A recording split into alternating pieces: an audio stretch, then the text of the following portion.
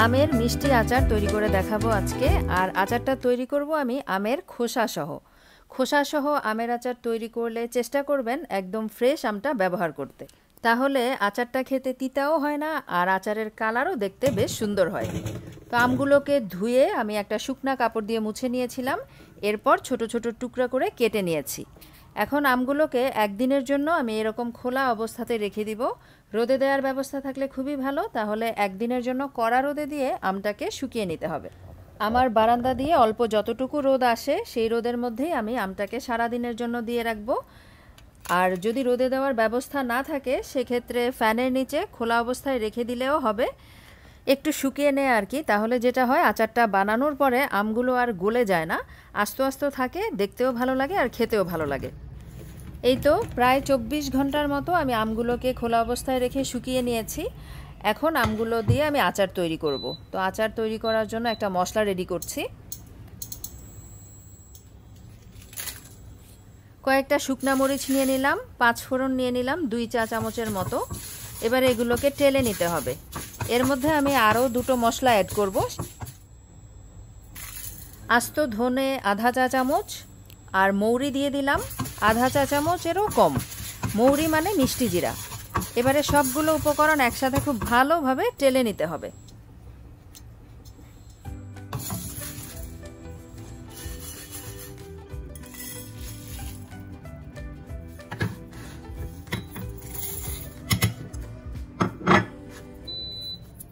মশলাটাকে আমি গুঁড়ো করে নিব, হালকা একটু ঠান্ডা করে ব্লেন্ডারের জারে নিয়ে নিয়েছি।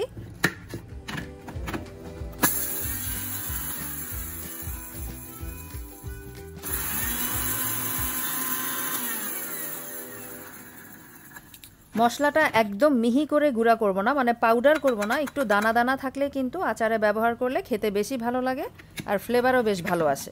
তো আমি আরও একটু গুঁড়ো করে নিচ্ছি।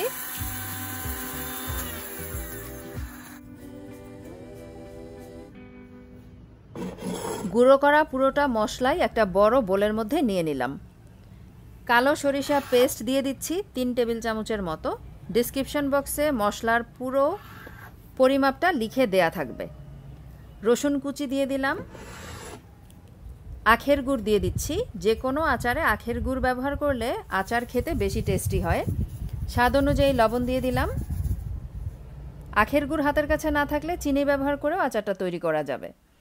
লাল মরিচের গুঁড়া, হলুদের গুঁড়া দিয়ে দিলাম। সাথে দিয়ে দিচ্ছি ভিনেগার দিলে আচারটা দীর্ঘদিন পর্যন্ত ভালো থাকে। এবারে মশলাটাকে খুব ভালোভাবে মিক্স করে নিব।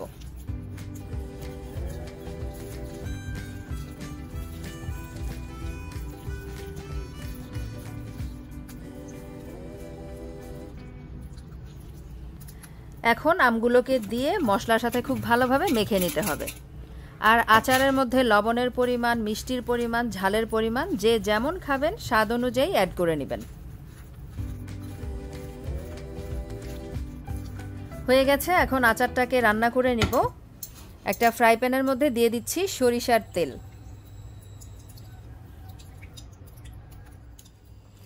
যেহেতু মিষ্টি আচার, ফোড়নের জন্য আমি দারুচিনি ব্যবহার করেছি। এখন এর মধ্যে সেই মেখে রাখা আমগুলোকে দিয়ে দিচ্ছি। এই আচারটা তৈরি করা কিন্তু একদম সহজ। রেসিপিটা দেখলে আপনারাই বুঝতে পারবেন যে কতটা সহজ একটা আমের আচার, কিন্তু খেতে অসম্ভব মজার।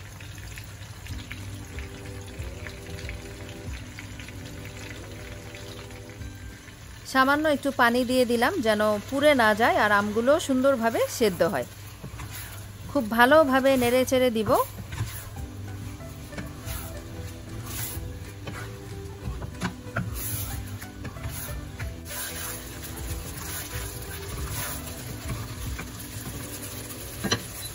খুব ভালোভাবে যখন বলক ফুটে উঠবে তখন ঢাকনা দিয়ে দিব আর চুলার আঁচটাকে কমিয়ে মিডিয়াম থেকেও লো করে রেখে আমগুলোকে সিদ্ধ হতে দিব। প্রায় 15 মিনিট পরে আমগুলোকে নেড়ে দিতে হবে যেন তলা থেকে পুড়ে না যায়। এর মধ্যে আমটা বেশ কিছুটা নরম হয়ে এসেছে। আরও কিছুক্ষণ ঢেকে রান্না করতে হবে যেন আমটা পুরোপুরি সেদ্ধ হয়ে যায়। যেহেতু এর মধ্যে পানির পরিমাণ খুবই কম, তাই চুলার আঁচটাকে একদম কমিয়ে আমগুলোকে সেদ্ধ করে নিতে হবে। তো আরও 15-20 মিনিট পরে আমি আমগুলোকে নেড়ে নিচ্ছি। আম সিদ্ধ হয়ে গেছে আর আমাদের আচারও মোটামুটি কিন্তু হয়ে এসেছে। এখন আর ঢাকনা দিব না, খুব ভালোভাবে নেড়ে চেড়ে এর মধ্যে অতিরিক্ত যেই পানিটা থাকবে সেটাকে শুকিয়ে নিতে হবে তেলটা ভেসে ওঠা পর্যন্ত।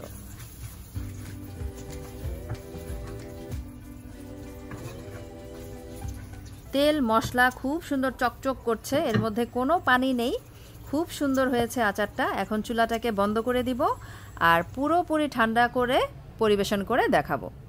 তো আচারটা ঠান্ডা হয়ে গেছে, আমি একটা সার্ভিং বলে নিয়ে নিচ্ছি। যে কোনো এয়ারটাইট বয়ামে রেখে আচারটাকে কিন্তু বছর জুড়ে খাওয়া যায়, বিশেষ করে খিচুড়ির সাথে খেতে তো দারুণ লাগে। দেখতে দেখতেই শেষ হয়ে গেল আমার আজকের রেসিপি মজাদার আমের আচার। পরবর্তীতে আরেকটা মজাদার রেসিপি দেখার আমন্ত্রণ জানাচ্ছি, সেই সাথে বিদায় নিচ্ছি। আল্লাহ হাফেজ।